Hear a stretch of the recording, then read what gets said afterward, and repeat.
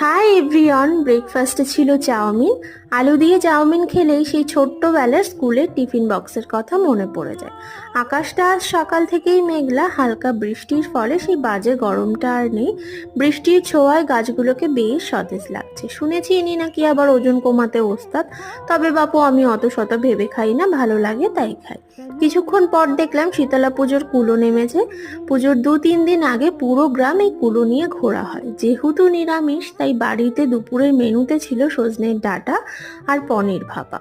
খাওয়া দাওয়া শেষ করে উঠতেই দল চলে এলো বাড়িতে। মতুয়া দলরা ঠাকুরনগর থেকে ফিরে এভাবেই গ্রাম ঘোরে, তারপর কাদামাটি করে নীল মহোৎসব হয়। আর কাদামাটি দেখতে তো আমার ভীষণ ভালো লাগে, কিন্তু ক্লিপসটা আর নেওয়া হয়নি।